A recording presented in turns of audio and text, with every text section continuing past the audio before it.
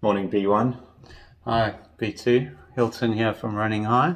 and Kevin. We've just in Melbourne at the moment and come back from a run down at the local track. I think it's our third run down at the track, and it's just a pretty therapeutic sort of run, just winding it up a little bit towards the end, but enjoyable. Yeah, and we've just come. Kev's had a week in Melbourne, and we've had a nice week of running last week. For me, the highlight was probably a nice trail run that we did down on the Great Southern Rail Trail, 16-kilometer trail run. So that was nice. Yeah. Absolutely. There's lots of water around us. I think they had 60 mils in one day, so there's just water everywhere and made for a nice landscape for running, that's for sure.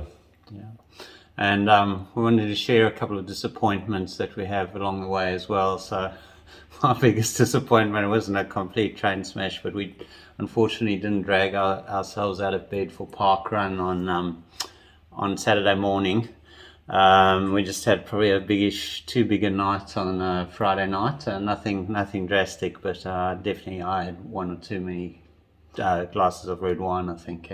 Yeah, absolutely. I think that's always the thing with running, isn't it? About consistency, and that's something we're going to have to be pretty all over hill in the next year or so. Yeah, well, tell us why we're saying that. I think this Sunday, the 28th of August, is quite a significant day. Yeah, do you want to share? It's a massive day. It's the down run of the Comrades Marathon in South Africa. They've had a hiatus of a couple of years because of COVID, but it's up and running again, and it's a massive run. For those who don't know, it's actually an ultra marathon, and it's 90-kilometer race. It does vary a little bit in distance each year, but by literally a few kilometers.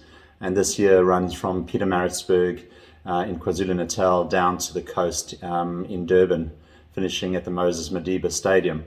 So a big goal of ours is to run that next year. Yeah, no. So it's as Kev said, it's a massive commitment for us. We always said we wanted to do this a year out, so it's a reasonably sort of slow but long journey into that day in a year's time. Yeah, and it's as Kev said, it's always been a dream of mine to do that as well. So yeah, I mean, we've sort of spoken a bit about the goal, but yeah, I suppose there's also a little bit of daunting sort of aspect to it, Kev. Yeah, I think so. I mean, I think you reflect even on a short run like this morning on sort of what the body tends to feel like. I think we've both done a fair bit of running in the last decade, so probably both been running for about 10 years or so, and we've done some fairly good stuff, but nothing beyond really. I think for you a 56 and for me a marathon. And quite often one's just sort of running at that 30 to 40 Ks a week. And so you realize that you're just going to have to take it one step at a time, get the body stronger, build a solid base, and then try and build from there into some of those longer runs that will be quite grueling, no doubt. Yeah, and I agree. I mean, I think we've got a sense of what we have to do, but for me, yeah, as Kev said, it's much bigger than anything either of us have ever done. So me, the overall sort of fear, if you like, is just, setting out to achieve something and for whatever reason not being able to. And then there are plenty of little doubts, I guess. It's, as Kev said, the body, the logistics, getting over to South Africa, a whole range of things. And just really for me, I think also carving out the time, and we all lead pretty busy lives. So, we are going to need to put in a bit of time to get the training done. So yeah, anyway, I'm actually looking forward to it. It's something to aim for sure.